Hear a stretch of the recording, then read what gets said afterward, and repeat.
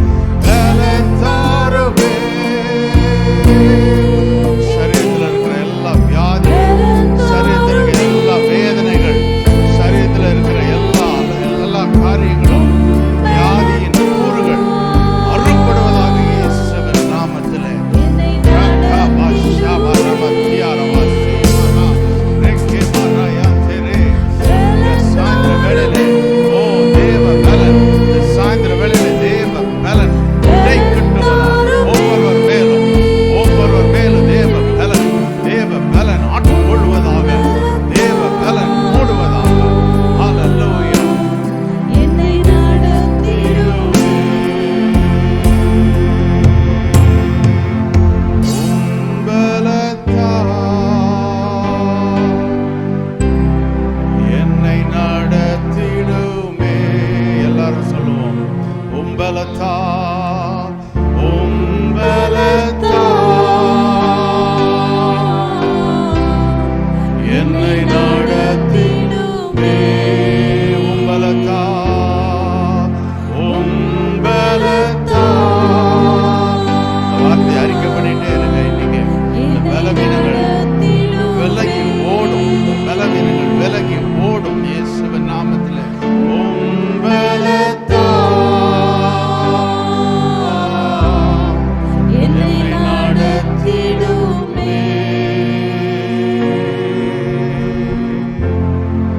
சாயந்தர வேளையில வந்த ஒவ்வொருவரையும் பலத்தினாலே நீர் இடைக்கட்டி எங்களை நடத்துவீராக. பலவீனர்களாய் இருக்கும் போதே பலவான்களாய் இருக்கிறோம். இதனால் உம்முடைய பலன், உம்முடைய கிருபை எங்களை தாங்குகிறது, எங்களை மூடுகிறது, எங்களை நடத்துகிறது. அது போதுமானதாய் இருக்கிறது. ஹல்லேலூயா. தொடர்ந்து உம்முடைய சித்தம் இந்த ஆராதனையில் நிறைவேறும்படியாக எங்களை நீர் நடத்துவீராக. திருக்கரங்களில் தாழ்த்துகிறோம். கர்த்தர் தொடர்ந்து நடத்தும். இயேசுவின் மூலம் ஜெபிக்கிறோம் நல்ல பிதாவே. ஆமென், ஆமென். கைகளில் இருக்கிற பாடல் தாளிலே முதலாவது பாடலை நாம் சேர்ந்து பாடுவோம்.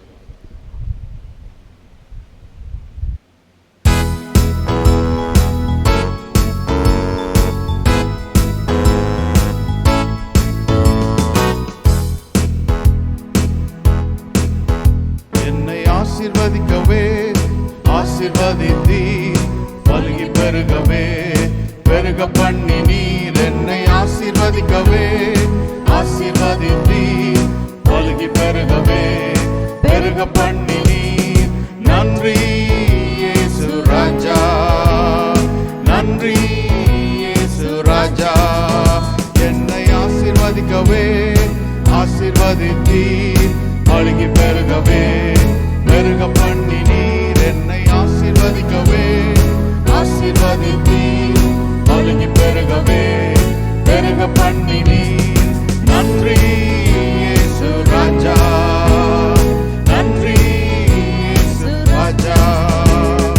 உண்மையுள்ளவர் உண்மையுள்ளவர், வாக்குரைத்தவர் உண்மையுள்ளவர் உண்மையுள்ளவர் உண்மையுள்ளவர், வாக்குரைத்தவர் உண்மையுள்ளவர்.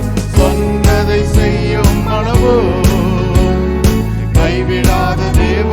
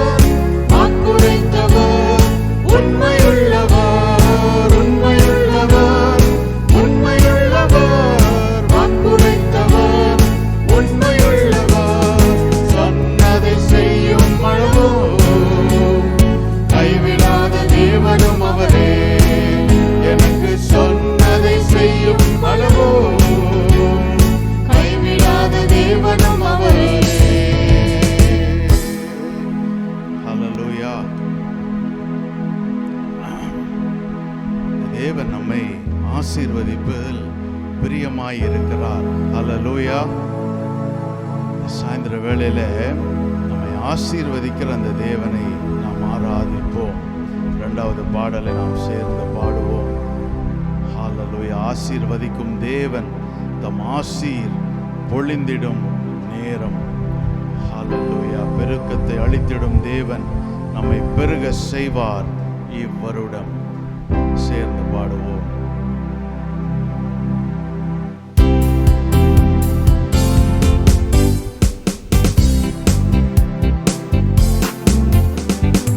ஆசீர்வதிக்கும் தேவன் தம் ஆசீர் பொழிந்திடும் நேரம். ஆசீர்வதிக்கும் தேவன் தம் ஆசீர் பொழிந்திடும் நேரம். பெருக்கத்தை அளித்திடும் தேவன் நம்மை பெருக செய்வார் இவ்வருடம். பெருக்கத்தை அளித்திடும் தேவன் நம்மை பெருக செய்வார் இவ்வருடம். பலத்தின் மேல் பலனே, கிருபையின் மேல் கிருபை, மகிமையின் மேல் மகிமை. பரிசுத்தம் பரிசுத்தமே என் வாழ்வில், பரிசுத்தம் பரிசுத்தமே. பலத்தின் மேல் பலனே, கிருபையின் மேல் கிருபை, மகிமையின் மேல் மகிமை. பரிசுத்தம் பரிசுத்தமே என் வாழ்வில். சோர்வான சூழ்நிலை வந்திடினும், எதிர்ப்பு ஏமாற்றம் சூழ்ந்திடினும். சோர்வான சூழ்நிலை வந்திடினும், எதிர்ப்பு ஏமாற்றம் சூழ்ந்திடினும். நெருக்கத்திலும் பெருக்கத்தையே அளித்திடும் தேவன் நம்மோடுண்டு. நெருக்கத்திலும் பெருக்கத்தையே அளித்திடும் தேவன் நம்மோடுண்டு. பலத்தின் மேல் பலனே, கிருபையின் மேல் கிருபை, மகிமையின் மேல் மகிமை. பரிசுத்தம் பரிசுத்தமே என் வாழ்வில், பரிசுத்தம் பரிசுத்தமே. வறண்ட வாழ்க்கை செழித்திடுமே, கிருபையின் ஊற்றுகள் பெருகிடுமே. வறண்ட வாழ்க்கை செழித்திடுமே, கிருபையின் ஊற்றுகள் பெருகிடுமே. 100 மடங்கு பலன் தந்திடும் பெருக்கத்தின் தேவன் நம்மோடுண்டு. 100 மடங்கு பலன் தந்திடும் பெருக்கத்தின் தேவன் நம்மோடுண்டு. பலத்தின் மேல் பலனே,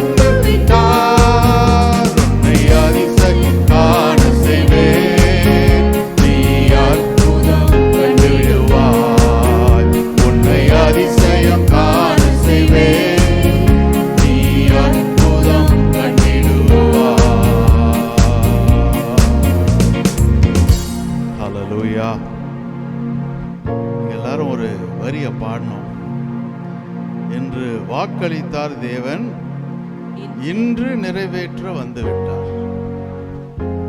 எத்தனை பேர் அதை விசுவாசிக்கிறீங்க? இன்னைக்கு எனக்கு அதிசயத்தின் நாள், அற்புதத்தின் நாள். வெறும் பாடுறதோட இல்ல, வாக்களிக்கிறதோட இல்ல, அதே தேவன் அதை நிறைவேற்றுவார். எப்ப நிறைவேற்றுவார்?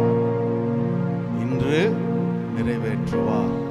ஹல்லேலூயா, ஹல்லேலூயா. இன்றைக்கு பாதைகள் வித்தியாசப்பட்ட பாதைகளாக இருக்கலாம். பாடின ஒவ்வொரு பாடல்லையும் பார்த்தீங்கன்னா சோர்வான நிலைமைகளை பார்த்தோம், வனாந்திர வழிகளை பார்த்தோம். எல்லா விதமான பாதைகள் வழியாக தேவன் நம்மை நடத்தலாம். ஆனால் பாதை எப்படி இருப்பதுன்றது முக்கியமல்ல, அந்த பரமன் நம்மோடு இருப்பது தான் முக்கியம். ஹல்லேலூயா. பாதை மாறிக்கொண்டே இருக்கும். கொஞ்ச நாள் வனாந்திரமாக இருக்கலாம், கொஞ்ச நாள் பள்ளத்தாக்கின் அனுபவமாக இருக்கலாம், மலை உச்சியின் அனுபவமாக இருக்கலாம், எப்படி வேணா இருக்கலாம். ஆனால் எந்த இடத்துல இருந்தாலும் நமக்கு ஒரு நிச்சயம் உண்டு, அந்த தேவன் என்னோடு இருக்கிறார். ஹல்லேலூயா. அவர் என்னை நிச்சயம் நடத்துவார். ஹல்லேலூயா. அப்படியே கொஞ்ச நேரம் எழுந்து நின்று தேவனை நாம் ஆராதிப்போம். Hallelujah, Jesus. Oh, we worship you, God. சில வேளையில்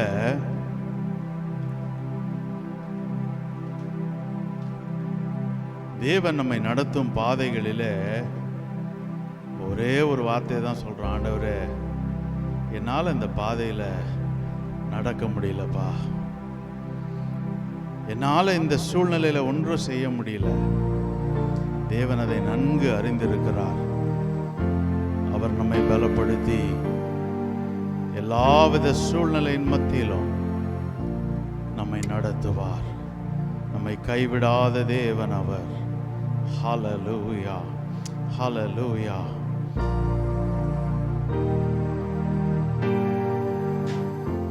எந்த தேவன்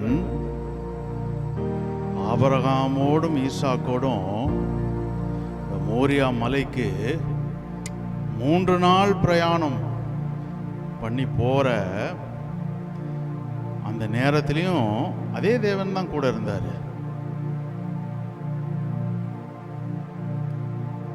பெத்த தகப்பன் தன் பிள்ளையின் மீது கத்தியை ஓங்கும்போது அதே தேவன் அவனோடு இருந்தார். ஆனா அந்த கை ஓங்குற வரைக்கும் தான் அவர் அமைதியா இருந்தார். ஹல்லேலூயா. ஏன்னா அந்த தேவனுக்கு தெரியும், பலி ஈசாக்கு இல்ல, ஏற்கனவே அவர் ஆயத்தப்படுத்தி வைத்த ஒரு ஆட்டுக்கடா அங்கே இருந்தது. ஹல்லேலூயா, ஜீசஸ். ஏன் ஆண்டவரே இந்த இஸ்ரவேல் ஜனங்களை 40 வருஷம் வனாந்திரத்தில் நடத்தினீங்க? தேவன் சொல்லுகிறார், உங்களை சோதித்து உங்கள் இருதயத்தை அறியும்படியாக. சில பாதைகளில் தேவன் நம்மை நடத்தும் போது, ஏன் ஆண்டவரே இந்த பாதையை நாம கேட்கும் போது தேவன் சொல்லுகிறார், உன்னை சோதித்து உன் இருதயத்தை நான் அறியும்படியாக. என்னத்தை அறிய விரும்புகிறார்? நீ என்ன சார்ந்து இருக்கிறியா, வேற எதையாவது சார்ந்து இருக்கிறியா? அன்றைக்கு ஒரு பெருங்கூட்டம் ஜனங்கள் தேவனை சார்ந்து இல்லாம தங்கள் இருதயத்திலே எகிப்திற்கு திரும்பி போனார்கள். எகிப்துக்கு திரும்பி போனாங்க. கால் நடக்கிறது கானான் தேசத்துக்கு, ஆனா இருதயம் போகுது எகிப்து தேசத்துக்கு. என்ன அர்த்தம்? என்னன்னா, இங்க நிறைய பேர், நாம் கூட அடிமைத்தனத்திலிருந்து தேவன் நம்மை விடுவித்து நம்மை வெளியிலே கொண்டு வருகிறார். அவரோடு நாம் ஐக்கியமாய் இருக்கும்படியாக நம்மை கொண்டு வருகிறார். ஆனா நம்முடைய கால் அவர் அந்த பயணத்திலே தான் நித்திய ஜீவனுக்கான பயணத்துல கால் போகுது. ஆனா இருதயம் எங்க போகுது? திரும்ப அந்த அடிமைத்தனத்துக்கும் அந்த எகிப்துக்குமே தான் போகுது. அதனாலதான் அவங்க சொன்னாங்க, அங்க இருந்த வெள்ளரிக்காயும் கொம்மட்டி காய்களும் திராட்சை குலைகளும் இதுவும் பூண்டு இதெல்லாம் சொல்லிட்டு உட்கார்ந்தாங்க. வேற ஒன்றும் பெருசா சொல்ல, இதுதான் சொன்னாங்க. ஆனா இன்றைக்கு தேவன் அதை எதிர்பார்க்கல. நம்ம ஒவ்வொருவரையும் பார்த்து சொல்லுகிறார், அந்த பாதையில நீ சோர்ந்து போவாதே, நீ தளர்ந்து போவாதே.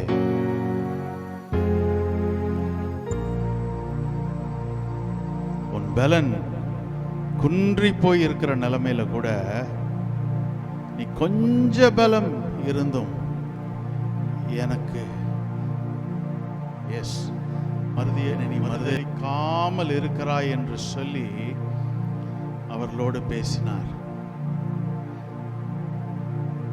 ஏங்க அந்த உண்மையான சபைக்கு ஏன் அப்படி ஒரு நிலைமை? ஏன் கொஞ்ச பலன் தான் இருந்துச்சு? நம்ம கணக்குப்படி நிறைய பலன் இருந்திருக்கணும்ல. ஆனா அந்த சூழ்நிலையிலே கடந்து போகும்போது அவருடைய பலன் குன்றி போனது. ஆனால் அந்த தேவன் கைவிடலை, அவர்களை மீண்டும் நிறுத்தி நடக்க செய்தார். இந்த சாயந்தர வேளையில சொல்லுகிறேன், பலன் குன்றினவர்களா இருக்கலாம், பலத்துல மிகுதியானவர்களா இருக்கலாம், ரெண்டுக்கும் மத்தியிலையும் இருக்கலாம். எந்த நிலைமையில நீங்க இருக்கீங்கன்றது உங்களுக்கு தெரியும், ஆண்டவருக்கு தெரியும். ஆனா எந்த நிலைமையில இருந்தாலும் என் தேவன் உங்கள் கரத்தை பிடித்து உங்களை நடத்த வல்லவராய் இருக்கிறார். ஹல்லேலூயா. அது இப்ப இருக்க சூழ்நிலையா இருக்கலாம், வரப்போகிற சூழ்நிலைகளா இருக்கலாம். எந்த சூழ்நிலையா இருந்தாலும் ஒன்று மாத்திரம் நமக்கு நிச்சயம், அவர் நம்மோடு இருந்து நம்மை நடத்துவார். ஹல்லேலூயா ஜீசஸ். எல் ஷடாய் சர்வ வல்லவரே, எல்லாம் செய்பவரே,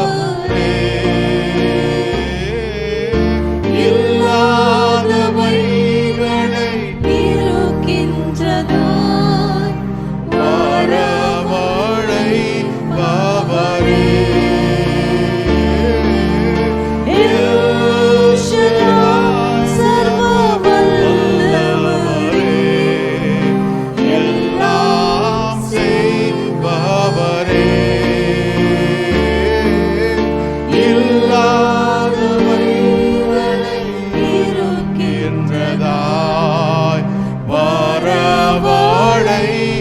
வரவழைப்பவரே,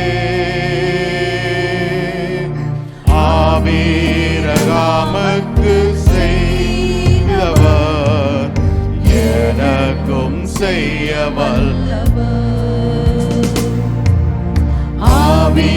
ஆபிரகாமுக்கு செய்தவர் எனக்கும் செய்ய வல்லவர். எல் ஷடாய்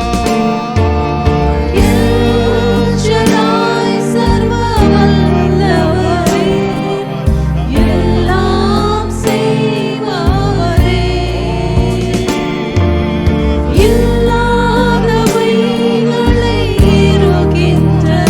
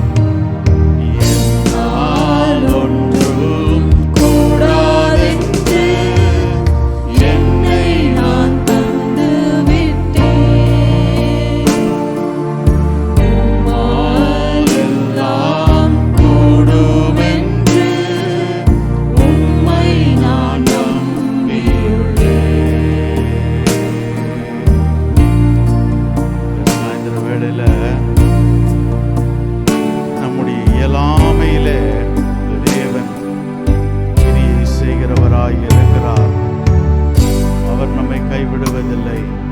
அவர் நம்மை கைவிடுவதில்லை. அவரை போல ஒரு தேவன் இல்லை.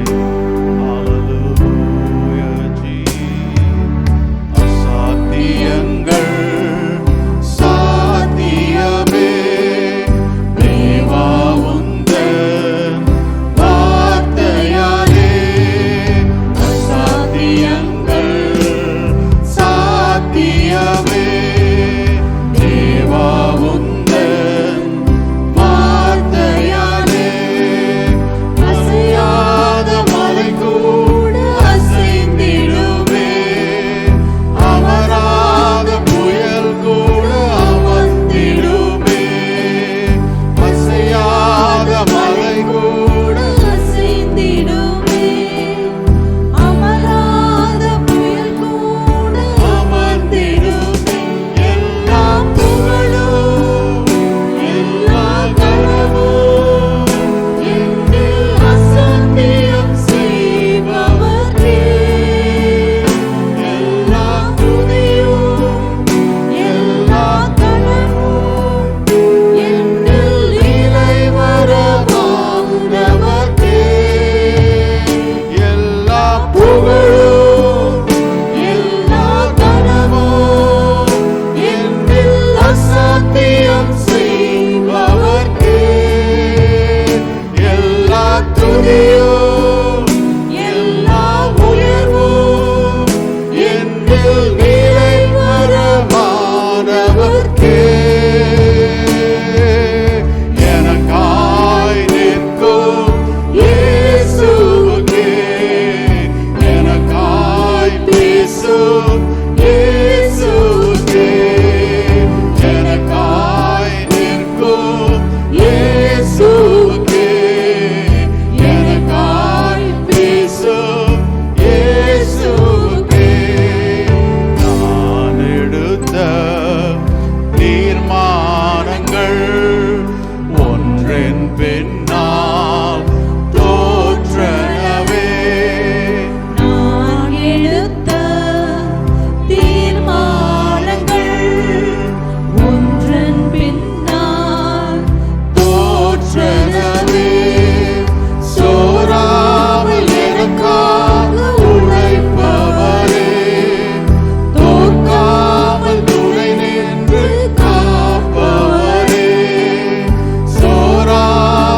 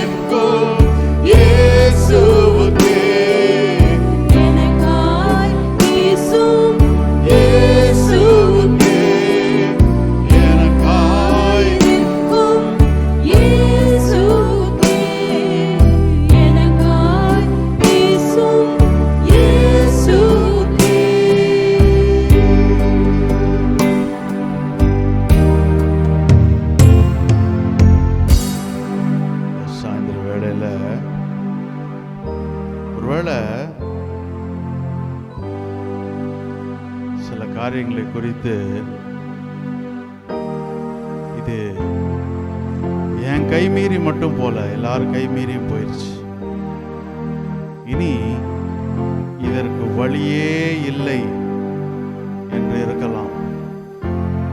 இல்லை சிலர் ஒருவேளை எனக்கெல்லாம் யார் ரெக்கமெண்ட் பண்ணுவா, எனக்கு யார் பரிந்துரை செய்வாங்க, எனக்காக யார் பரிந்து பேசுவதற்காக இருக்கிறார்கள் என்று ஒரு சூழ்நிலையில் இருக்கலாம். ஆனால் இந்த சாயந்தரம் தேவன் நம்மோடு பேசுகிறது, நம்மோடு நிற்கிற தேவன் அவர். நமக்காக பேசுகிற வழக்காடுகிற தேவன் அவர்.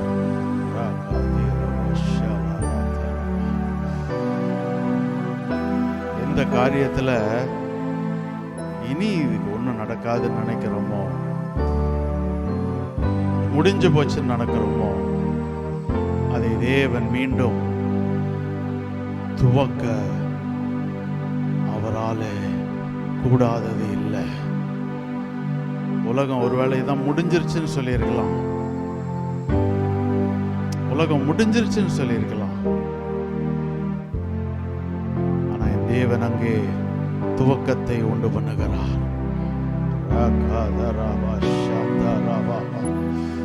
லாசருவை போல செத்து 4 நாள் ஆயிற்று, நாற்றம் அடிக்குமேன்னு சொல்லி சொன்னாங்க. ஆனா தேவன் அந்த நாற்றத்துக்குள்ள இருந்துதான், அந்த கல்லறைக்குள்ள இருந்துதான் அவனை வெளியே வரவழைத்து ஜீவனை பேசினார். இந்த சாயந்தர வேளையில இனிமேல் இதுக்கு வழியே இல்லை, கல்லறைய கூட கல்லை வச்சு மூடிட்டாங்கன்னு சொல்றீங்களா? அதனுள்ளிருந்து வெளியே ஜீவனோடு வரவழைக்க தேவன் வல்லவராய் இருக்கிறார்.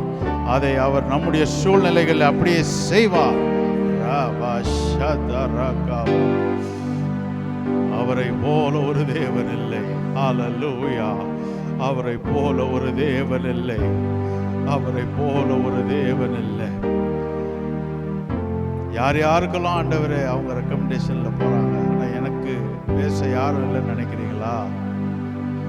ஒரு நல்ல தகப்பன் உண்டு. ஹல்லேலூயா. தகப்பன் நம்மை கைவிட மாட்டார். உலக தகப்பன்மார்கள் ஒருவேளை கைவிடலாம், ஒருவேளை மறைந்து போலாம், இல்லாம இருக்கலாம். பரம தகப்பன் ஒரு நாளும் விட மாட்டார்.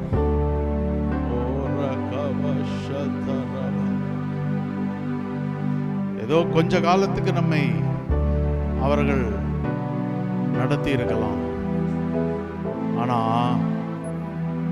ஒரு நாளும் நம்மை கைவிடாத நல்ல தகப்பன் அந்த தேவன் ஒருவர் மாத்திரம்தான். ஹல்லேலூயா. அவர் நம்மை விட்டு விலகுவதில்லை, நம்மை கைவிடுவதில்லை, நம்மை திக்கற்றவர்களாய் விடுவதில்லை. இன்றைக்கு நாம் தனியா நிக்கல.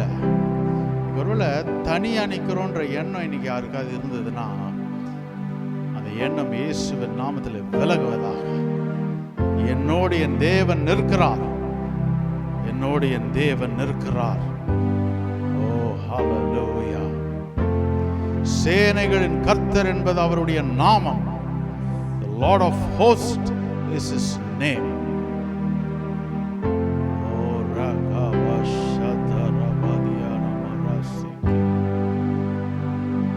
ஒரு பக்கம் அவரு அன்பான தகப்பன், மறுபக்கம் சத்ருக்களுக்கு சேனைகளின் தேவன் அவர், சேனை அதிபர் அவர்.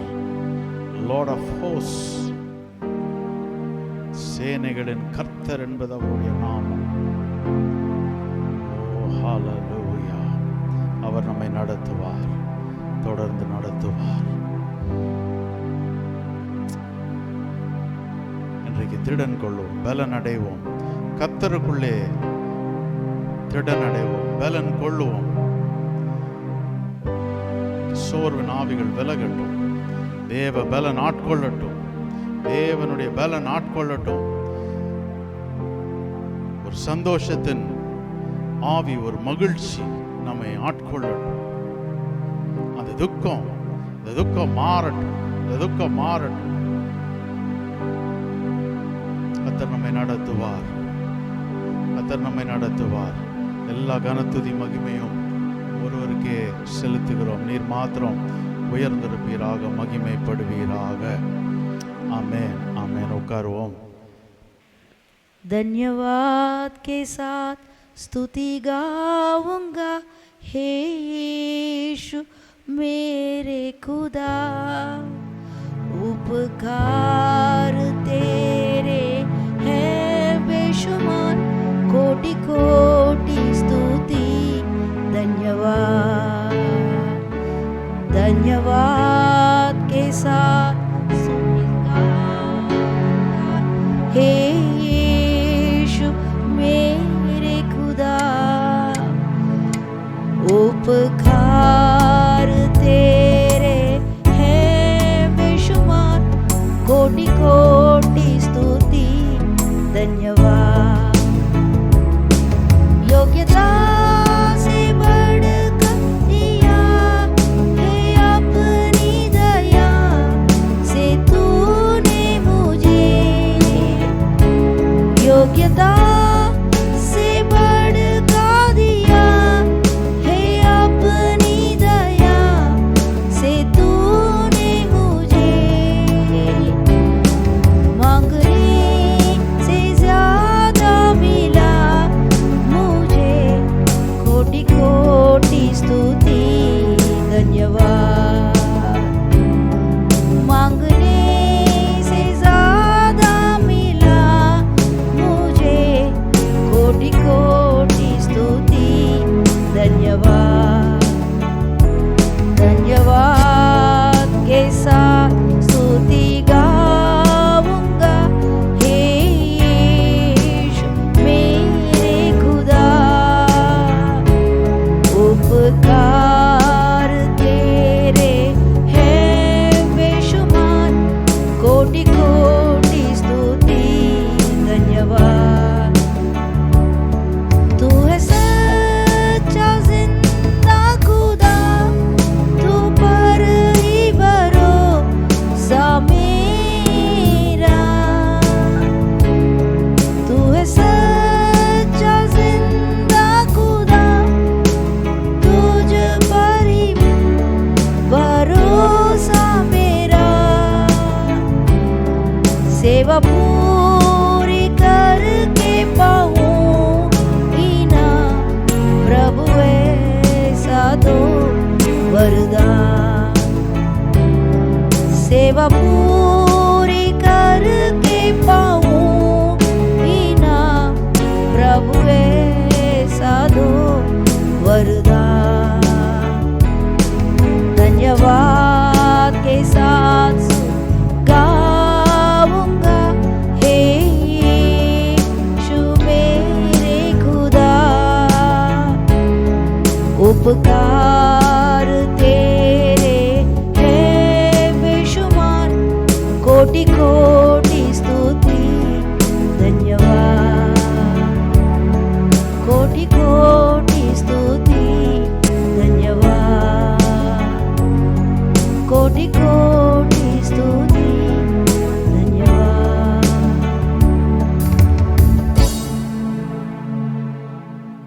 கர்த்தருடைய பரிசுத்த நாமத்துக்கு மகிமை உண்டாவதாக.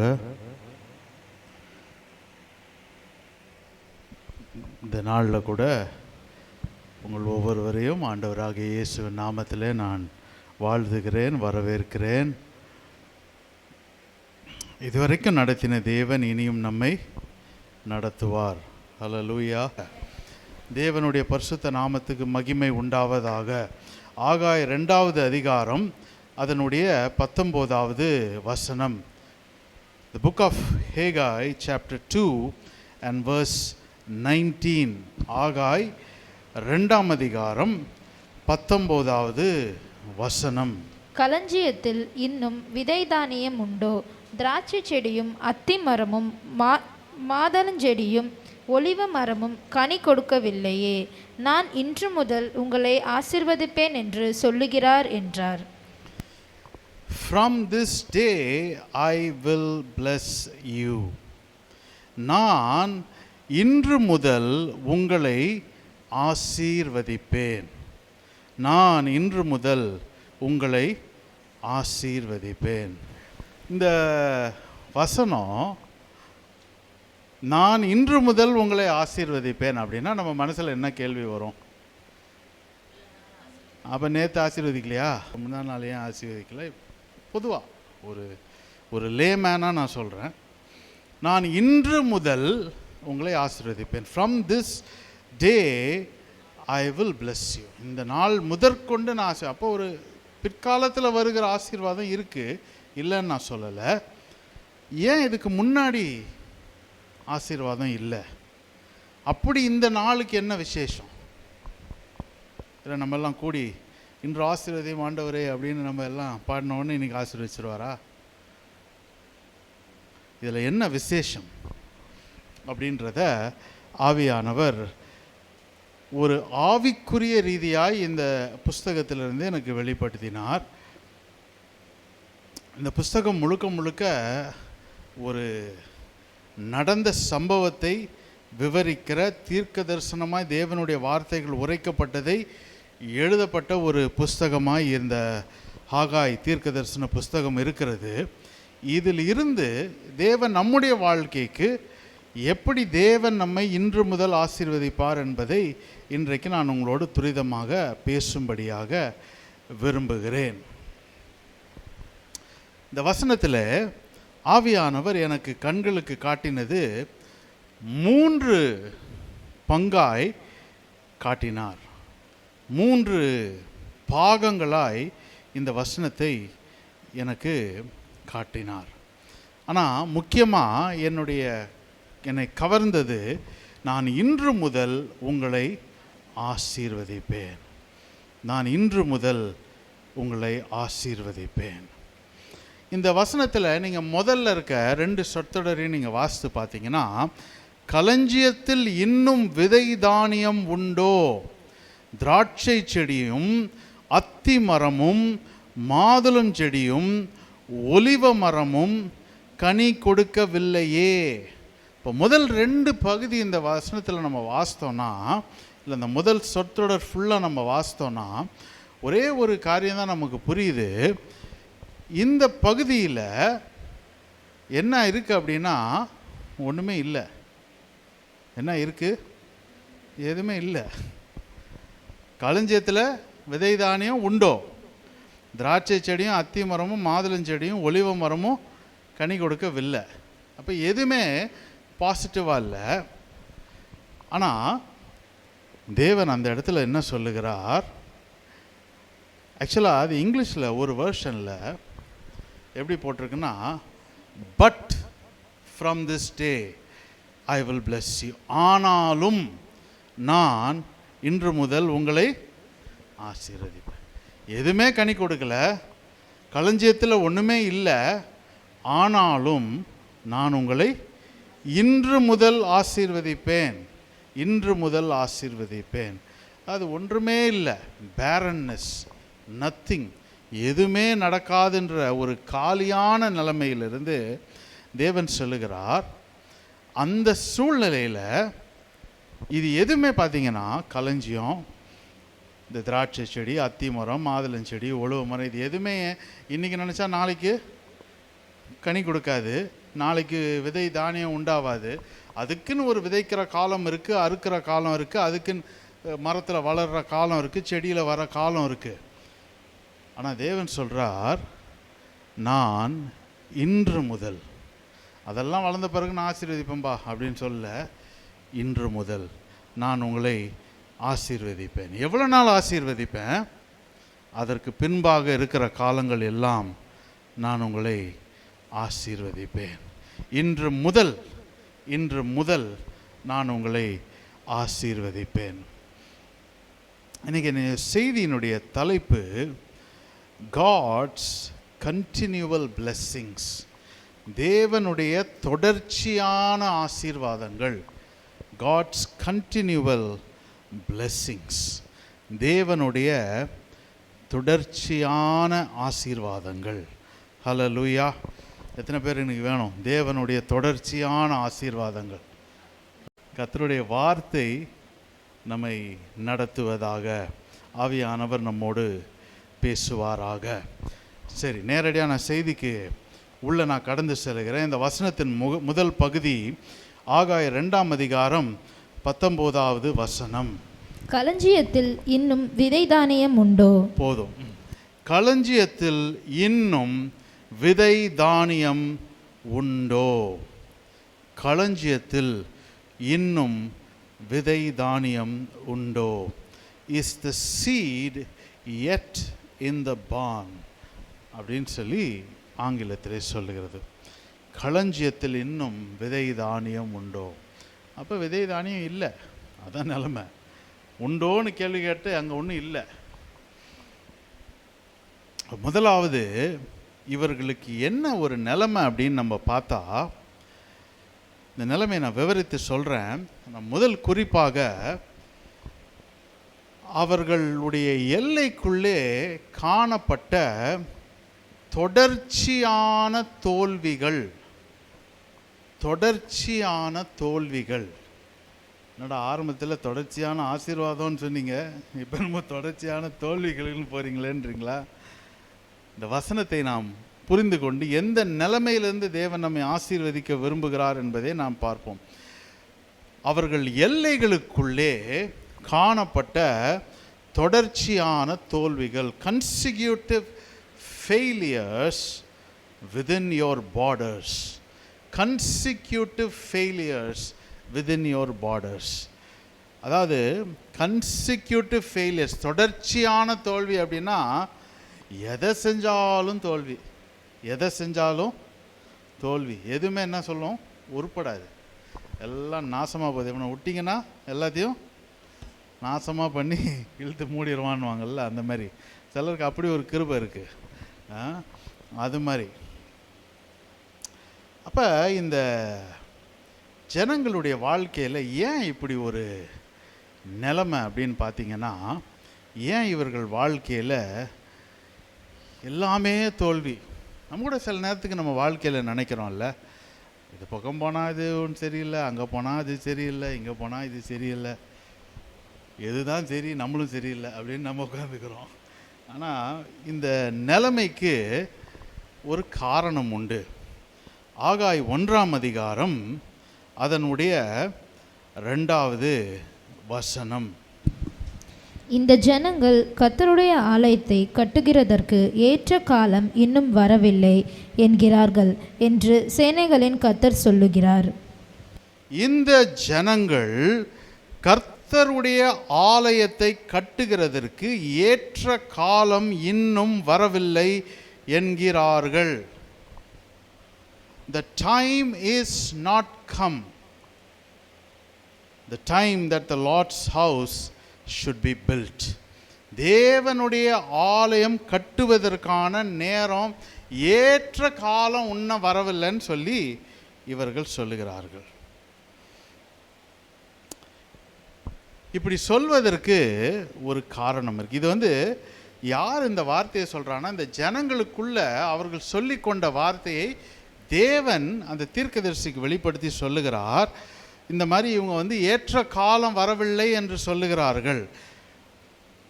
ஏன் அந்த மாதிரி இந்த ஜனங்களுக்குள்ள அப்படி ஒரு நிலைமை அப்படின்னா, தேவன் ஏற்கனவே இவர்களுக்கு அந்த முதலாவது அந்த சாலமோனின் ஆலயம் இடிக்கப்பட்ட, பாபிலோனியரால் இடிக்கப்பட்டு அதற்கு பின்பாக 70 ஆண்டு சிறையிருப்பிலே இந்த ஜனங்கள் இருப்பார்கள் என்று எரேமியா தீர்க்கதரிசியை கொண்டு தேவன் ஏற்கனவே அவர்களுக்கு பேசியிருந்தார் தீர்க்க தரிசனமாய். இப்போ அந்த தீர்க்க தரிசனம் எல்லாம் நிறைவேறி முடிஞ்சிருச்சு. ஆனால் இந்த ஜனம் என்ன சொல்கிறாங்க, 70 ஆண்டு முடிஞ்சிருச்சு, இப்போ கர்த்தருடைய ஆலயத்தை மீண்டும் கட்டணும், கட்ட வேண்டிய நேரம் வந்துருச்சு. ஆனால் ஜனம் சொல்கிறாங்க, இதற்கு ஏற்ற காலம் வரல, இன்னும் ஏற்ற காலம் வரல, ஏற்ற காலம் வரல. அப்போ இவர்கள் வாழ்க்கையில் முதலாவது தொடர்ச்சியான தோல்விகள் வருவதற்கு காரணம் என்னன்னா, delay in doing the will of God. Delay in doing the will of God. தேவனுடைய சித்தத்தை செய்வதற்கு தாமதிக்கும் போது இவர்கள் வாழ்க்கையில் தொடர்ச்சியான தோல்விகள் வருகிறது. தொடர்ச்சியான தோல்விகள் வருகிறது. நீங்கள் இந்த வசனங்களை நீங்கள் வாசித்து பார்த்தீங்க அப்படின்னா, ஆகாய் 1:4 நீங்கள் வாசித்தீங்க அப்படின்னா, இந்த வீடு பாழாய் கிடக்கும்போது நீங்கள் மச்சுப்பாவப்பட்ட உங்கள் வீடுகளில் குடியிருக்கும்படியான காலம் இதுவே. இந்த வீடு எந்த வீடு? தேவனுடைய வீடு பாழாய் கிடக்கும்போது நீங்கள் மச்சு பாவப்பட்ட உங்கள் வீடுகளில் குடியிருக்கும்படியான காலம் இதுவோ. காலம் இதுவோ. முதலாவது இவங்க என்ன பண்ணாங்கன்னா, ஏற்ற காலம் இது இல்லைன்ட்டாங்க. வீடை கட்டுறதுக்கு, கர்த்தருடைய ஆலயத்தை கட்டுவதற்கு ஏற்ற காலம் இது இல்லைன்ட்டாங்க. ரெண்டாவது இவங்க என்ன சொல்கிறாங்க, இதுதானே காலம், இந்த காலம் இல்லை, இது காலம் இல்லை. தேவனுடைய ஆலயம் நொறுக்கப்பட்டு இடிக்கப்பட்டு எரிக்கப்பட்டு அது ஒன்றுமில்லாமல் இருக்கிற அந்த நிலைமையிலே இவர்கள் தங்களுக்கென்று மச்சுப்பாவப்பட்ட வீடுகள், அப்படின்னா பேனல்டு ஹவுசஸ். நம்ம இன்றைக்கெல்லாம் அந்த பிவிசி பேனல், அந்த பேனல்லாம் போட்டுக்கிறோம்ல செவுத்தில், அந்த மாதிரி நல்ல பூசின வீடுகள், அந்த மாதிரி ஒரு நல்ல பூசப்பட்ட வீடுகளிலே சுகமாய் தங்கி வாசம் பண்ணுகிறதை தேவன் பார்த்து அவர் சொல்லுகிறார், இவர்களுடைய வாழ்க்கையில் தொடர்ச்சியான தோல்விகள் வருகிறது. இன்றைக்கு ஒருவேளை நீங்கள் கேட்கலாம், எங்கே பிரதர் போய் ஆலயம் கட்டணும்? இங்கே பக்கத்தில் கட்டணுமா, அங்கே கட்டணுமா, இல்லை ஏதாவது முச்சந்தியில் ஏதாவது லேண்ட் இருந்தால் அங்கே கட்டிடணுமா, இல்லை ஏதாவது புறம்போக்கு லேண்டில் கட்டிடணுமா, எங்கே தான் கட்டணுன்றீங்க அப்படின்னு கேட்குறீங்களா? 1 கொரிந்தியர் 3ஆம் அதிகாரம் அதனுடைய 16, 17 ஆகிய வசனங்கள். 1 கொரிந்தியர் 3, 16, 17. 1 Corinthians 3, 16 and 17. நீங்கள் தேவனுடைய ஆலயமாய் இருக்கிறீர்கள் என்றும் தேவனுடைய ஆவி உங்களில் வாசமாய் இருக்கிறார் என்றும் அறியாதிருக்கிறீர்களா? ஒருவன் தேவனுடைய ஆலயத்தை கெடுத்தால் அவனை தேவன் கெடுப்பார். தேவனுடைய ஆலயம் பரிசுத்தமாய் இருக்கிறது, நீங்களே அந்த ஆலயம். இன்றைக்கு இடிக்கப்பட்ட நிலைமையிலே, நொறுக்கப்பட்ட நிலைமையிலே, காணக்கூடாத நிலைமையில் இருக்கிற ஆலயம் யாருன்னா நம்ம தான், நீங்களும் நானும் தான். தேவன் சொல்லுகிறார், அந்த நிலைமையை பார்த்து நம்ம என்ன சொல்கிறோம்? இருக்கட்டும், இப்போ கட்டுற காலம் இல்லை, இன்னும் கொஞ்சம் டைம் இருக்குது, கட்டிக்கலாம். இன்னும் சிமெண்ட் வேலையெல்லாம் கம்மியான பிறகு கட்டிக்கலான்னு நினைக்கிறீங்க போல். எப்படியோ தேவன் சொல்லுகிறார், இந்த வீடு பாழாய் கிடக்கிறது, பாழாய் கிடக்கிறது. அன்றைக்கு தேவன் பேசும்போது ஒரு எழுத்தின்படியான ஒரு ஆலயத்தை குறித்து அந்த இடத்துல தீர்க்கதரிசனமாய் பேசினார். இன்றைக்கோ நமக்கு இந்த புதிய ஏற்பாட்டின் காலத்திலே வாழுகிற நம்மை பார்த்து தேவன் சொல்லுகிறார், நீங்களே அந்த ஆலயம், நீங்களே அந்த ஆலயம். You are that temple. நீங்களே அந்த ஆலயம். அந்த ஆலயம் எப்படி இருக்குன்னா பாழாய் கிடக்கிறது. இன்றைக்கு ஏன் என் வாழ்க்கையில் திரும்ப திரும்ப திரும்ப தோல்வி ஆண்டவரே? எதை செஞ்சாலும் தோல்வி, எதை செஞ்சாலும் தோல்வி. ஏன் ஆண்டவரே? உன் ஆலயம் பாழாய் கிடக்கிறது. அதை கட்டும்படியாக நான் சித்தம் கொண்டு இருக்கிறேன். ஆனால் நீ என்ன சொல்கிற? இது ஏற்ற காலம் இல்லை ஆண்டவரே. இந்த காலத்திலே அதை கட்டுறது, இந்த காலத்திலே கட்டுறது, பொறுத்து கட்டுவோம். We want to delay God's will in our lives. Hallelujah. அப்போ இன்றைக்கு இந்த நிலைமை தான் வாழ்க்கையில் அநேக தோல்விகளை நமக்குள்ளே கொண்டு வருகிறது. ஹல்லேலூயா. அப்போ எப்படிப்பட்ட தோல்விகள் இவர்கள் வாழ்க்கையிலே வந்துச்சு? துரிதமாக நான் வசனத்தை வாசித்து நான் அந்த காரியத்தை அப்படியே சொல்லி நான் முன்னேறும்படியாக விரும்புகிறேன். ஆகாய் 1ஆம் அதிகாரம் 6வது வசனம். ஆகாய் 1ஆம் அதிகாரம் 6வது வசனம். நீங்கள் திரளாய் விதைத்தும் கொஞ்சமாய் அறுத்து கொண்டு வருகிறீர்கள். நீங்கள் புசித்தும் திருப்தியாகவில்லை, குடித்தும் பரிபூரணமடையவில்லை. நீங்கள் வஸ்திரம் உடுத்தியும் ஒருவனுக்கும் குளிர் விடவில்லை. கூலியை சம்பாதிக்கிறவன் பொத்தலான பையிலே போடுகிறவனாய் அதை சம்பாதிக்கிறான். அல்லேலூயா. இப்போ நான் சில காரியங்களை இந்த வசனத்திலேருந்து நான் மேற்கோள் காட்டி நான் சொல்லுகிறேன். முதலாவது, இந்த வசனத்தில் என்ன சொல்லப்பட்டிருக்கிறது? நீங்கள் திரளாய் விதைத்தும் கொஞ்சமாய் அறுத்து கொண்டு வருகிறீர்கள். Ye have sown much and bring in little. அப்போ இவங்ககிட்ட என்ன அப்படின்னா, ஏன் இவர்களை பார்த்து தோல்வி அப்படின்னு சொன்னேன் அப்படின்னா, இவர்கள் வாழ்க்கையில் விதைக்கிறதுக்கு திரளான விதை கையில் இருந்துச்சு, விதைச்சாங்க, விதைக்காமல் இல்லை. ஆனால் அதை அறுவடை செய்யும்போது கொஞ்சமாய் கொண்டு வந்தார்கள்.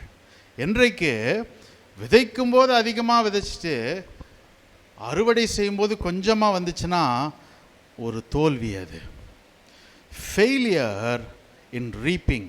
அறுவடையில் தோல்வி, அறுவடையில் தோல்வி.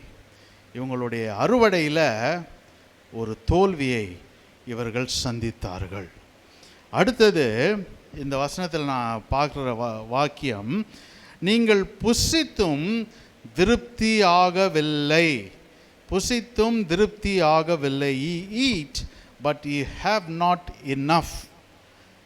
Failure in eating. புசிப்பதிலே ஒரு தோல்வி. இவங்களுக்கு புசிக்கிறதுக்கு ஒன்றும் இல்லாமல் இல்லை. எப்படி சாப்பிட்டாங்களாம்? அவர்களுக்கு அந்த திருப்தி இல்லாமல் சாப்பிட்டாங்களாம்.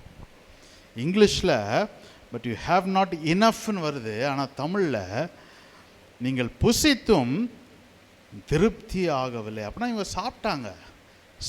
ஆனால் சாப்பிட்டுட்டு இவங்களுக்கு என்ன இருந்துச்சு? திருப்தி இல்லை, திருப்தி இல்லை. அடுத்ததாக, குடித்தும் பரிபூர்ணமடையவில்லை. தண்ணி குடித்தாங்க, தாகத்துக்கு தண்ணி குடித்தாங்க. ஆனால் என்னதான் தண்ணி குடித்தாலும் அவங்களுக்கு அந்த தாகம் தீரல, பரிபூர்ணம் அடையலை. குடிக்கிறதுக்கு அவர்களுக்கு வேண்டிய அந்த பானம் அவர்களுக்கு இருக்குது. தண்ணியோ திராட்சை ரசமோ எதுவோ அவர்களுக்கு இருக்குது. ஆனால் அதை குடித்தாலும் அவர்களுக்கு ஒரு பரிபூர்ணம் வரல, ஒரு ஒரு ஒரு சாட்டிஸ்ஃபேக்ஷன் வரல, அவர்களுக்கு ஒரு என்ன சொல்கிறது, திருப்தி வரல. அதில் அதான் பரிபூர்ணம் அடையவில்லை என்று சொல்லு. Failure in your drinking. Failure in drinking. பானம் பண்ணுவதிலே தோல்வி, அறுவடையில் தோல்வி பார்த்தோம். ஃபெயிலியர் இன் ரீப்பிங். புசிப்பதிலே தோல்வி பார்த்தோம். ஃபெயிலியர் இன் ஈட்டிங். பானம் பண்ணுவதிலே தோல்வி. அடுத்தது ஃபெயிலியர் இன் ட்ரிங்கிங். அடுத்தது பாருங்களேன், நீங்கள் வஸ்திரம் உடுத்தியும் ஒருவனுக்கும் குளிர் விடவில்லை. ட்ரெஸ் எல்லாம் நல்லா தான் போட்டாங்க. ஆனால் ட்ரெஸ் அவர்களுக்கு வேண்டிய அந்த உஷ்ணத்தை அந்த வஸ்திரம் தரவில்லை. ஹல்லேலூயா. அதான் ஃபெயிலியர் இன் ட்ரெஸ்ஸிங். உடுத்துவதிலே ஒரு தோல்வி, உடுத்துவதிலே தோல்வி. நம்ம கூட அந்த மாதிரி தான் சில நேரத்தில் நினைக்கிறோம் இல்லை, நிறையா வாங்கி வாங்கி வாங்கி நிறைய வச்சுக்க வேண்டியது. ஆனால் எதை போட்டாலும் ஒரு திருப்தி வரதில்லை. இன்னொரு நாள் வாங்க, அது பின்னாடி போய் அந்த நாளும் அப்புறம் அது மாதிரி தான் இங்கேயும். ஃபெயிலியர் இன் ட்ரெஸ்ஸிங், உடுத்துவதில் தோல்வி. அடுத்தது பார்த்தீங்கன்னா கூலியை சம்பாதிக்கிறவன் பொத்தலான பையிலே போடுகிறவனாய் அதை சம்பாதிக்கிறான். இவன் கூலி சம்பாதிக்காம இல்லை, கூலி சம்பாதிக்கிறான். கூலி சம்பாதிக்கிறதுல பிரச்சனை இல்லை, கூலி சம்பாதிக்கிறான். ஆனால் சம்பாரித்து என்ன பண்ணுறான்? பொத்தலான பையில் போடுறான். பொத்தலான பை சம்பாதிக்கிறதுக்கு பிரயோஜனமே இல்லாத அளவுக்கு பண்ணுறான். இப்போ இவன் வாழ்க்கையில் வர்றது என்ன அப்படின்னா, தேவையற்ற செலவுகள், ஃபெயிலியர் இன் ஏர்னிங். சம்பாத்தியத்தில் ஒரு தோல்வி, சம்பாத்தியத்தில் ஒரு தோல்வி, ஃபெயிலியர் இன் ஏர்னிங். இது எல்லாமே தேவன் சொல்லிட்டு அவர் சொல்லுகிறார். ஆகாய் 1:5 அவர் இப்படியாக சொல்லுகிறார், இப்போதும் சேனைகளின் கர்த்தர் சொல்லுகிறார், உங்கள் வழிகளை சிந்தித்து பாருங்கள். கன்சிடர் யுவர் வேஸ், உங்கள் வழிகளை சிந்தித்து பாருங்கள். யோசித்து பாருங்க, ஏன் இந்த தோல்வி? ஏன் ஆண்டவர் இந்த தோல்வி என் வாழ்க்கையில்? என் உடுத்தினா அதில் ஒரு தோல்வி, சம்பாதிச்சா அதில் ஒரு தோல்வி, சாப்பிட்டா தோல்வி, குடித்தா தோல்வி, என்ன தான் பண்ணுறது? அறுவடை செஞ்சால் அதில் தோல்வி, எல்லாத்துலேயுமே தோல்வி. ஏன்பா இந்த தோல்வி? தேவ சித்தத்தை நிறைவேறும்பதில் தாமதம் பண்ணி கொண்டு இருக்கிறோம். நாம் என்ன தாமதம் பண்ணுறோம்? அந்த ஆலயமாகிய அந்த சரீரம் கட்டப்படுவதிலே நாம் அலட்சியமாக அவர் சித்தத்தை செய்யாமல், இது காலமா, இது காலமா, ஏற்ற காலம் இது அல்ல, பின்னால் பார்த்துக்கலாம் அப்படின்னு தள்ளி வைக்கிறோம். முதலாவது, consecutive failures within your borders, தொடர்ச்சியான தோல்விகள் உங்கள் எல்லைகளிலே. ரெண்டாவதாக ஒரு காரியத்தை நான் சொல்கிறேன். ஆகாய் 2ஆம் அதிகாரம் அதனுடைய 19வது வசனத்தின் 2வது சொற்றொடர், திராட்சை செடியும் அத்தி மரமும் மாதுளஞ்செடியும் ஒலிவ மரமும் கனி கொடுக்கவில்லையே. இப்போ இதில் திராட்சை செடியும் அத்தி மரமும் மாதுளஞ்செடியும் ஒலிவ மரமும் கனி கொடுக்கவில்லையே, கனி கொடுக்கவில்லையே. எல்லைகளுக்குள்ளே தொடர்ச்சியான கனியற்ற நிலைமை, எல்லைகளுக்குள்ளே தொடர்ச்சியான கனியற்ற நிலைமை, consistent fruitlessness within your boundaries, consistent fruitlessness within your boundaries. எல்லைகளுக்குள்ளே தொடர்ச்சியான கனியற்ற நிலைமை, கனியற்ற நிலைமை. ஏன் தேவன் இவர்கள் வாழ்க்கையில் முதலாவது அவர் என்ன அனுப்பிச்சார்னா, தோல்வியை அவர்கள் வாழ்க்கையில் அனுமதித்தார். ரெண்டாவது, இப்போ ஏன் இவர்கள் வாழ்க்கையில் இந்த கனியற்ற நிலைமைகளுக்குள்ளே இவர்கள் போகிறார்கள் என்பதை குறித்து ஆகாய் 1:9 நாம் வாசிப்போம். ஆகாய் 1:9 அதன் மத்தியிலிருந்து நாம் வாசிப்போம். எது நிமித்தம் என்றால் அப்படின்னு இருக்குல்ல, அதிலிருந்து வாசிப்போம். எது நிமித்தம் என்றால், என் வீடு பாழாய் கிடக்கும்போது நீங்கள் எல்லாரும் அவனவன் தன் தன் வீட்டிற்கு ஓடி போகிறீர்களே, இது நிமித்தமே என்று சேனைகளின் கர்த்தர் சொல்லுகிறார். எது நிமித்தம் இப்படி நடக்குது ஆண்டவரே அப்படின்னு கேட்டால், என் வீடு பாழாய் கிடக்கிறது, என் வீடு பாழாய் கிடக்கிறது. ஆனால் நீங்கள் எல்லாரும் என்ன பண்ணுறீங்க? அவனவன் தன் வீட்டிற்கு ஓடி போகிறீர்களே, இது நிமித்தம் என்று சேனைகளின் கர்த்தர் சொல்லுகிறார். எல்லாரும் என்ன பண்ணுறாங்க? அங்கே ஆலயம் இடிஞ்சு பாழாய் கிடக்குது. மச்சுப்பாவிட்ட அந்த வீட்டுகளுக்கு அதை பார்க்குறாங்க. பார்த்துட்டு அதை கட்டணும்னு தெரியுது, தேவ சித்தம் அதுதான் தெரியுது. 70 வருஷம் முடிஞ்சிருச்சு, கட்ட வேண்டிய காலம் வந்துச்சுன்னு தெரியுது. காலம் முதலாவது இது ஏற்ற காலம் இல்லைன்னு அதை தள்ளி வச்சாங்க. ஆனால் இப்போ என்ன பண்ணுறாங்க? அதை பார்த்துட்டு அவர்கள் தங்கள் வீட்டுக்கு போய் சுகமாக இருக்கிறார்கள்.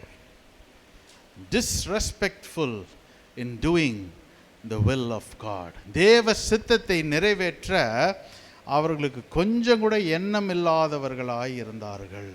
டிஸ்ரெஸ்பெக்ட்ஃபுல், கொஞ்சம் கூட அந்த எண்ணம் இல்லாமல் தங்களுடைய வீடுகளில் சென்று சுகமாய் இருந்தார்கள். இன்றைக்கு நம்மோட தேவன் எதை குறித்து பேசுகிறார்னா, முதல்ல நான் தோல்வியை அனுமதிக்கிறேன் உங்கள் வாழ்க்கையில். எதுக்கு அனுமதிக்கிறேன்னா, உன்னுடைய சரீரமாகிய ஆலயத்தின் நிலைமை இன்றைக்கு இடிந்து போய் பாழாய் கிடக்கிற நிலைமையில் அதை கட்ட வேண்டிய காலத்திலே நீர் கட்டாமல் தேவ சித்தத்தை நீர் தாமதமாய் தள்ளி கொண்டு இருக்கிறதுனால உன்னுடைய வாழ்க்கையில் நான் தோல்விகளை அனுமதிக்கிறேன்.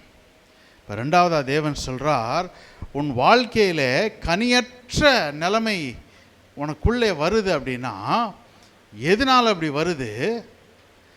தேவ சித்தத்தை அவமதிக்கிறவர்களாய் சுகமாய் அவர்கள் தங்கள் வீட்டிலே சென்று வாசமாய் இருக்கிறார்கள். என் வீடோ பாழாய் கிடக்கிறது, அதன் நிமித்தம்தான் என்று தேவன் சொல்லுகிறார். அதனால தான் ஆகாய் 1:4 அந்த முதல் பகுதி சொல்லுகிறது, இந்த வீடு பாழாய் கிடக்கும் போது நீங்கள் மச்சுப்பாவப்பட்ட உங்கள் வீடுகளில் குடியிருக்கும்படி சென்றீர்கள். தேவனுடைய வீடு பாழாய் கிடக்குது, ஆனால் ஜனங்கள் தங்களுடைய சொந்த வீட்டில் போய் சந்தோஷமாக இருக்கிறார்கள், அதை குறித்த எண்ணம் இல்லாதவர்களாக. உடனடியாக தேவன் என்ன பண்ணுகிறார்? ஆகாய் 1:10 தேவன் சொல்லுகிறார், ஏன் இந்த கனியற்ற நிலைமை உங்கள் வாழ்க்கையில் வருதுன்னா, இவர்கள் தேவனுடைய சித்தத்தை அவமதிக்கிறவர்களாய் அதை குறித்த எண்ணம் இல்லாதவர்களாய் இருக்கும்போது தேவன் என்ன செய்கிறார்னு பாருங்க. ஆகாய் 1:10, ஆதலால் உங்கள் மேல் இருக்கிற வானம் பனியை பொய்யாமலும் பூமி பலனை கொடாமலும் போயிற்று. ஆதலால் உங்கள் மேல் இருக்கிற வானம் பனியை பெய்யாமலும் பூமி பலனை கொடாமலும் போயிற்று. கனியற்ற நிலைமையை தேவன் அவர்கள் வாழ்க்கைக்குள்ளே அனுமதிக்கிறார். அப்போ எப்படிப்பட்ட கனியற்ற நிலைமைகள் இவர்கள் வாழ்க்கையில் வந்துச்சு அப்படின்றத ஆகாய் 1:11 தேவன் சொல்லுகிறார். நான் நிலத்தின் மேலும் மலைகளின் மேலும் தானியத்தின் மேலும் புது திராட்சை ரசத்தின் மேலும் எண்ணெயின் மேலும் பூமியில் விளைகிற எல்லாவற்றின் மேலும் மனுஷரின் மேலும் மிருகங்களின் மேலும் கைப்பாடு அனைத்தின் மேலும் வறட்சியை வருவித்தேன் என்றார். இப்போ தேவன் இங்கே ஒரு வார்த்தை சொல்லப்பட்டிருக்கிறது, வறட்சியை வருவித்தேன் என்றார். I called for a drought, ஒரு வறட்சியை வரவைத்தேன் என்று தேவன் சொல்லுகிறார். இப்போ வறட்சியை எதெல்லாம் வர வச்சார் தேவன் நீங்கள் பாருங்கள். நான் துரிதமாக அதை சொல்லிட்டு நான் போகிறேன். முதலாவது இந்த வசனத்தில் தேவன் சொல்லுகிறார், நிலத்தின் மேலும் மலைகளின் மேலும் தானியத்தின் மேலும் வறட்சியை வருவித்தேன். Drought in the field, இல்லை வயல்களில் ஒரு வறட்சி. ரெண்டாவதாக தேவன் என்ன சொல்லுகிறார்னா, புது திராட்சை ரசத்தின் மேலும் வறட்சியை வருவித்தேன்.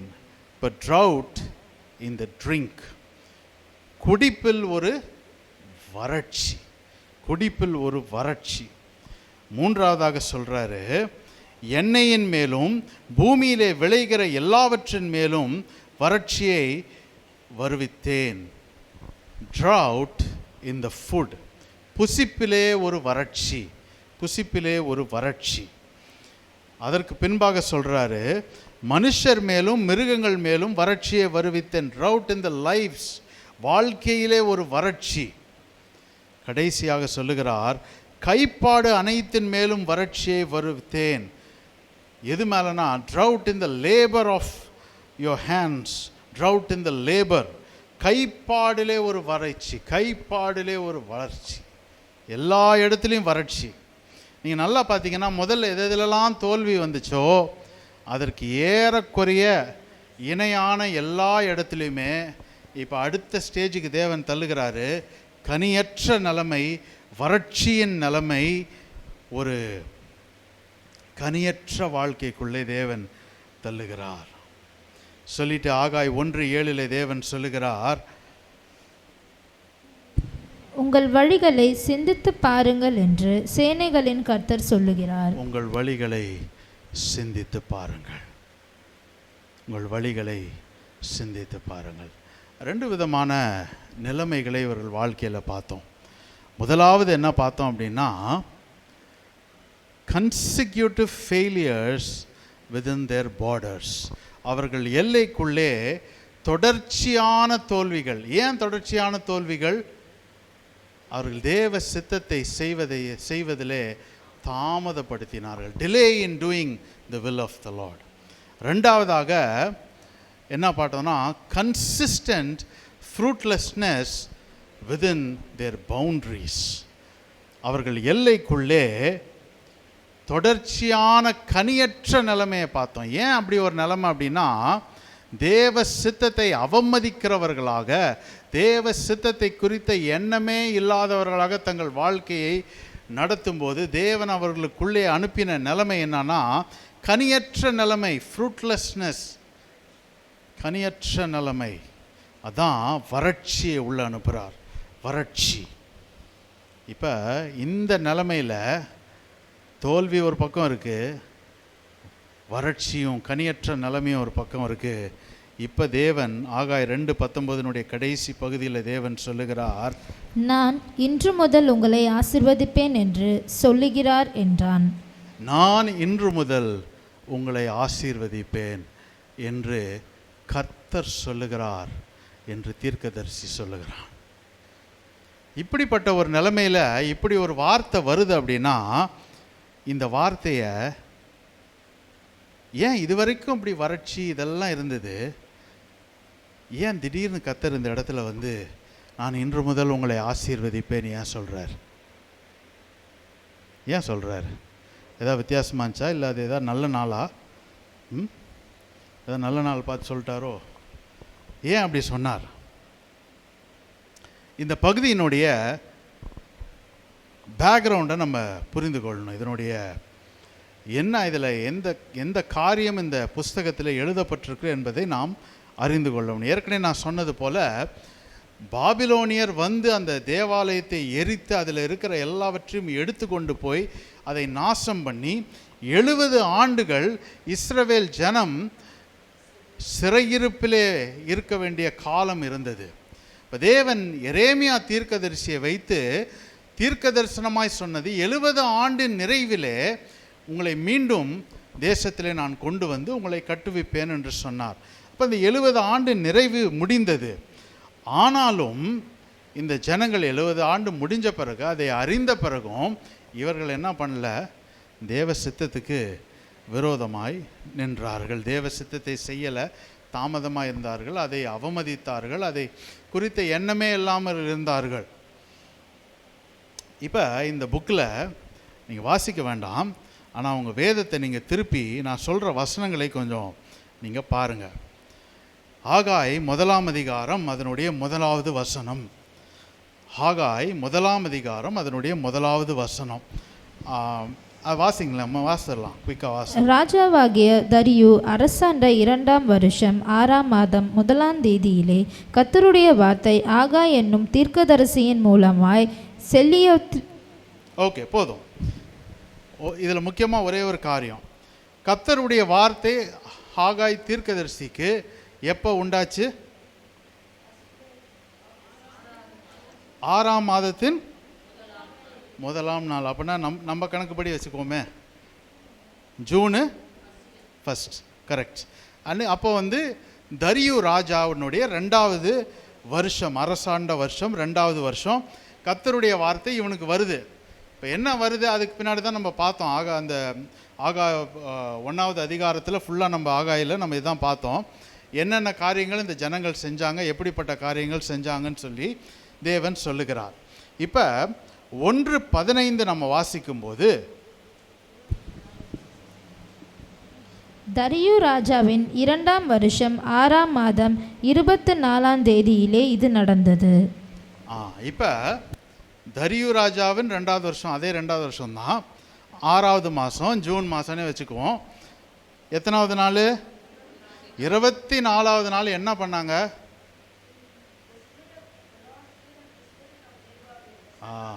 கர்த்தருடைய ஆலயத்தை கட்டத்துக்கு துவங்கினாங்க. கர்த்தர் என்னைக்கு பேசினார்? 1ஆம் நாளில் பேசினார். என்னைக்கு கட்டினா ஆரம்பித்தாங்க? 24வது. இப்போ ஆகாய் 2ஆம் அதிகாரம் 10வது வசனத்தை வாசிங்க. தரியுவின் 2ஆம் வருஷம் 9ஆம் மாதம் 24ஆம் தேதியிலே ஆகாய் என்னும் தீர்க்கதரிசியின் மூலமாய் கர்த்தருடைய வார்த்தை உண்டாயிற்று. போதும். இப்போ எந்த எந்த டேட்டிங்க? செப்டம்பர் 24. 3 மாதம் ஆயிடுச்சு. கரெக்டா? ஜூலை, ஆகஸ்ட், செப்டம்பர் 3 மாதம் ஆயிடுச்சு. ஆயிடுச்சா இல்லையா? 3 மாதத்துக்கு அப்புறம் இப்போ 2:10 நம்ம வாசித்தோம். அதை தொடர்ந்து வர பகுதியில் தான் நான் இன்று முதல் உங்களை ஆசீர்வதிப்பேன் கர்த்தர் பேசுகிறாரு. அப்போ ஜூன் 1ஆம் தேதி கர்த்தருடைய வார்த்தை வந்தது. ஜூன் 24ஆம் தேதி தேவன், இது எக்ஸாம்பிள் சொல்கிறேன், யாராவது வெளில போய் இவன் எங்கேந்திரா கண்டுபிடிச்சான் ஜூனுன்னு சொல்கிறாதீங்க, உங்களுக்கு புரியறதுக்காக சொல்கிறேன். ஜூன் 1ஆம் தேதி தேவனுடைய வார்த்தை உண்டாவது, என் ஆலயத்தை கட்ட வேண்டும், பாலாய் கிடக்கிறதுன்னு. ஜூன் 24ஆம் தேதி 6வது மாதம் 24ஆம் தேதி அவர்கள் வேலையை தொடங்குகிறார்கள். இப்போ செப்டம்பர் மாதம் 24ஆம் தேதி 3 மாதங்கள் கழித்து வேதம் சொல்லுகிறது ஆலயத்தின் அஸ்திபாரத்தை போட்டார்கள். ஹல்லேலூயா.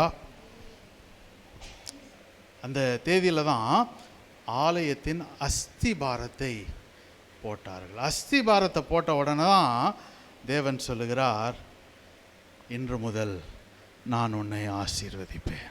ஹல்லேலூயா. வார்த்தை வந்துருச்சு. வார்த்தைக்கு கொஞ்ச நாள் கழித்து கீழ்ப்படிஞ்சாங்க.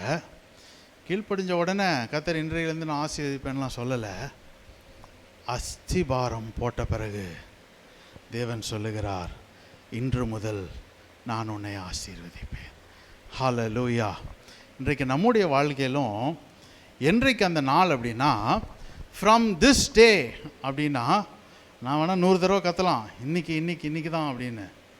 எந்த நாள் அப்படின்னா, என்றைக்கு நம்முடைய ஆலயமாகிய இந்த சரீரத்திலே கிறிஸ்து அஸ்திபாரப்படுகிறாரோ அந்த நாளிலிருந்து நம்மை ஆசீர்வதிப்பார். ஹல்லேலூயா, ஹல்லேலூயா. இன்றைக்கு நான் சொல்ல வந்தது எல்லாருக்கும் புரிஞ்சுதுன்னு நினைக்கிறேன். ஆவியானவர் இந்த காரியத்தை வெளிப்படுத்தி இதை சொல்லும்போது என்னுடைய ஆவியில் நான் களி கூர்ந்தேன். ஹல்லேலூயா. எழுதப்பட்டவைகள் அவருக்குரியவைகள், அது அவர் தான் வெளிப்படுத்தணும், அவர் தான் வெளிப்படுத்தணும். ஹல்லேலூயா. இப்போ தேவன் நான் ஒரு காரியத்தை மட்டும் சொல்லி நான் முடிக்கிறேன், நேரம் கடந்து போயிடுச்சு. ஆகாய் 1:8 நாம் வாசிக்கும்போது, நீங்கள் மலையின் மேல் ஏறி போய் மரங்களை வெட்டி கொண்டு வந்து ஆலயத்தை கட்டுங்கள், அதன் பேரில் நான் பிரியமாயிருப்பேன், அதனால் என் மகிமை விளங்கும் என்று கர்த்தர் சொல்லுகிறார். அவர் என்ன சொல்கிறாருன்னா, கோ அப் டு த மவுண்டன், மலையின் மேல் ஏறி மரங்களை வெட்டி கொண்டு, bring wood, build the house and I will take pleasure in it and I will be glorified. நான் அதிலே மகிமைப்படுவேன், நான் அதிலே பிரியமாயிருப்பேன். எதில் பிரியமாக இருப்பார்? அவருடைய சித்தத்தை நாம் செய்யும்போது. அவருடைய சித்தத்தை நாம் செய்யும்போது, நம்முடைய வாழ்க்கையில் நாம் பிரயாசப்படும் போது தேவன் சொல்லுகிறார், அவர் அதில் பிரியமாயிருப்பார், அவர் அதில் மகிமைப்படுவார். ஹல்லேலூயா. இன்றைக்கு நம்முடைய வாழ்க்கைகள் அப்படி தான் இருக்கணும். எப்படி இருக்கணும்?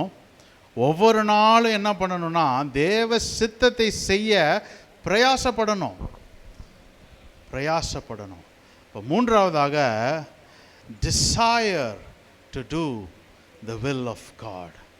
முதல்ல டிலே பண்ணாங்க, தாமதம் பண்ணாங்க. 2வதாக டிஸ்ரெஸ்பெக்ட்ஃபுல்லாக இருந்தாங்க, அவமதிச்சாங்க அந்த தேவ சித்தத்தை.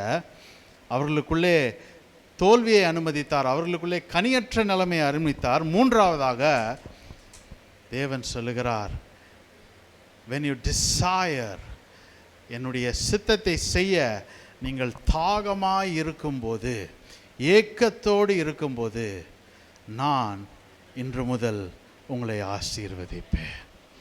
அந்த இன்று முதல் ஆசீர்வதிக்கணும் அப்படின்னா அஸ்திபாரப்படணும். கிறிஸ்துவிலே அஸ்திபாரம் போடப்பட்டு அதன் மீது கட்டப்படணும். அதுதான் மலையின் மேல் ஏறுகிற அனுபவம். அவரோடு தனித்திருக்கிற அனுபவங்கள் அது நமக்குள்ளே இருக்க வேண்டும். அதான் தேவன் சொல்லுகிறார், நம்ம முதல்ல வாசித்த 1 கொரிந்தியர்ல, நீங்கள் தேவனுடைய ஆலயமாய் இருக்கிறீர்கள் என்றும் அறியாதிருக்கிறீர்களா? ஒருவன் தேவனுடைய ஆலயத்தை கெடுத்தால் தேவன் அவனை கெடுப்பார். தேவனுடைய ஆலயம் பரிசுத்தமாய் இருக்கிறது, நீங்களே அந்த ஆலயம். அப்போ ஒருத்தன் இந்த தேவனுடைய ஆலயம் ஆகிய அவனுடைய சரீரத்தை கட்ட வேண்டும் என்றால், கிறிஸ்துவுக்குள்ளே கட்ட வேண்டும்னா எப்படி கட்டணும்? பரிசுத்தத்திலே கட்ட வேண்டும். அதுதான் இன்று முதல் நான் உங்களை ஆசீர்வதிப்பேன் என்று தேவன் சொல்லுகிறதற்கு அர்த்தம். அப்படியே கண்களை மூடுவோமே. இன்றைக்கு தேவன் நம்மோடு பேசியிருக்கிறார். நிச்சயமாகவே நான் உங்களை இன்றைக்கு ஆசீர்வதிப்பேன். நான் உங்களை இன்று ஆசீர்வதிப்பார். ஆனால் தேவன் சொல்லுகிறார், என்னுடைய ஆலயமோ பாழாய் கிடக்கிறது. My house is in ruins, desolate. பாழாய் கிடக்கிறது. அதை குறித்த அறிவில்லாமல் சுகமாய் உங்களுடைய வீடுகளிலே நீங்கள் வாசம் பண்ணுகிறீர்களே.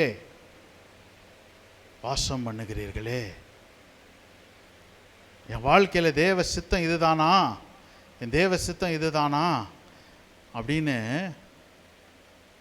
கேட்டு நாம் செய்வதற்கு பதிலாக அதை தாமதம் பண்ணிக்கொண்டே இருக்கிறோமே. இது ஏற்ற காலம் இல்லைன்னு அதை தள்ளி வைத்து கொண்டு இருக்கிறோமே.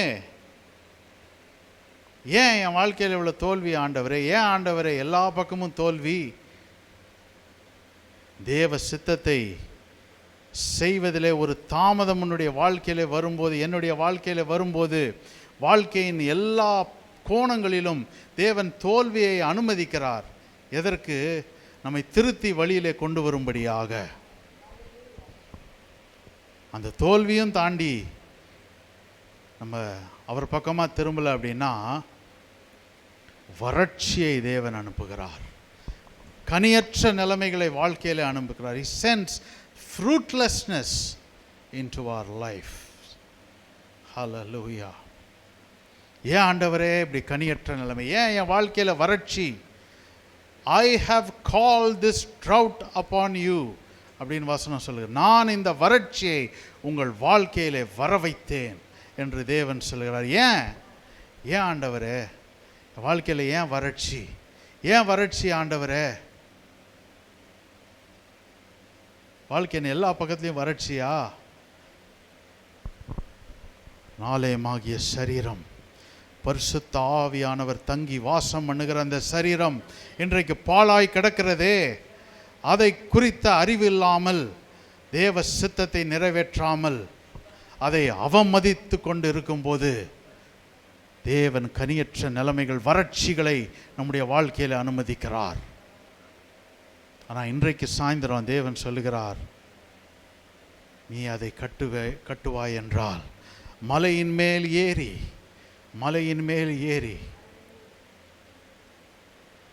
நீ அதை கட்டுவாய் என்றால் இன்று முதல் நான் உன்னை ஆசீர்வதிப்பேன்.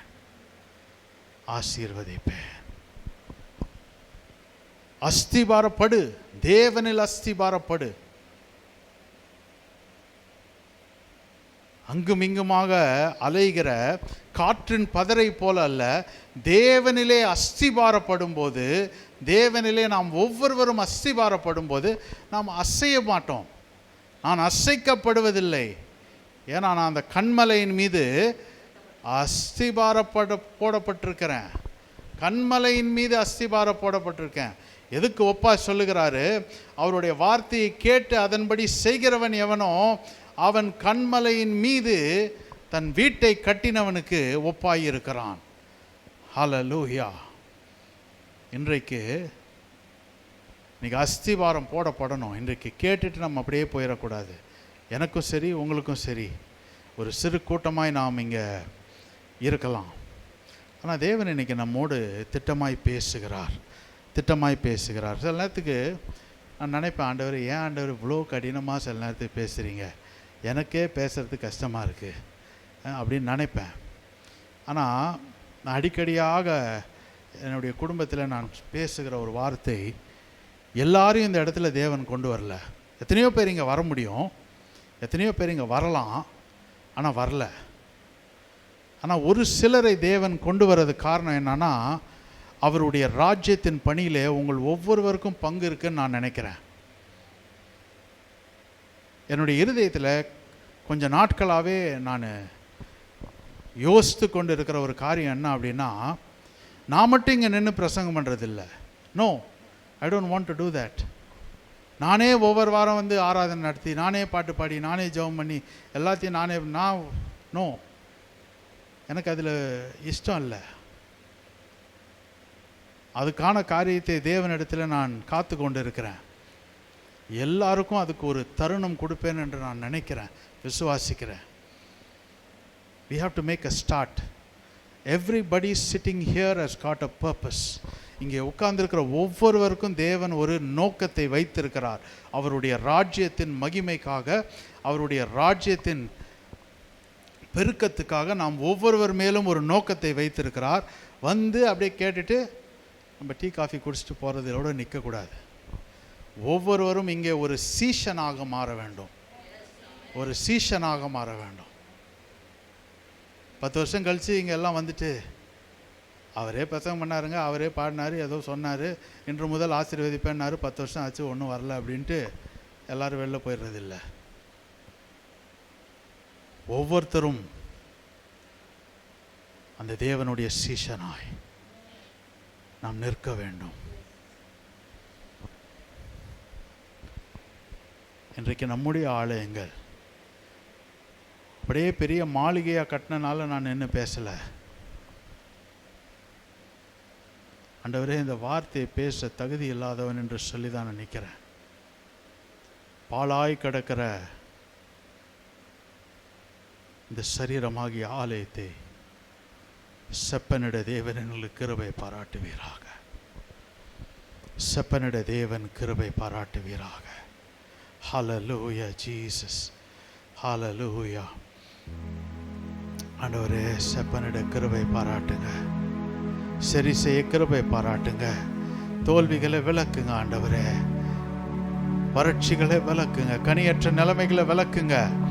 நம்முடைய ஆசீர்வாதம் என் வாழ்க்கையில விளங்க வேண்டும். இன்று முதல் அது விளங்க வேண்டும்.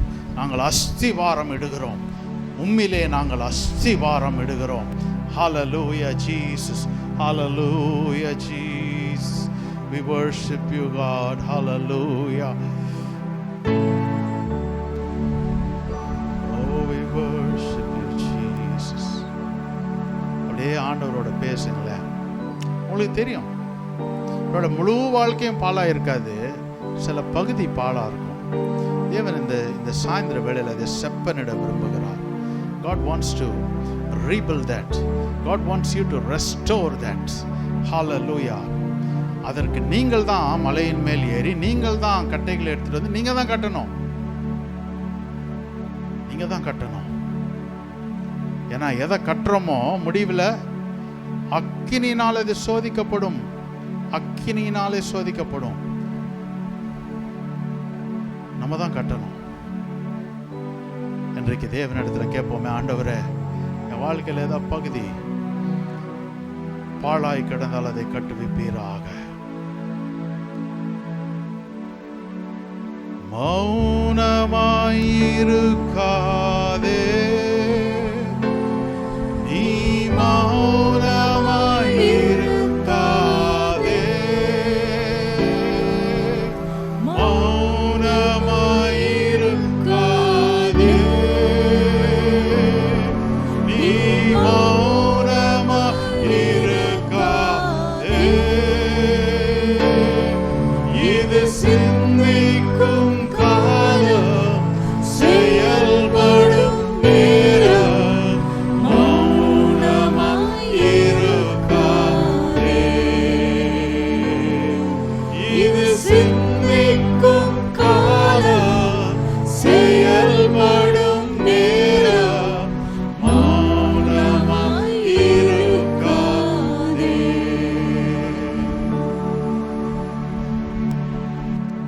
வார்த்தை கர்த்தாவே ஒவ்வொருவரிடத்திலும் பேசின என்னுடைய இருதயத்திலும் கேட்ட ஒவ்வொரு இடத்திலும் நூறத்தனையான கிரியையும் பலனையும் உண்டாக்கும்படியாக நான் ஜெபிக்கிறேன்.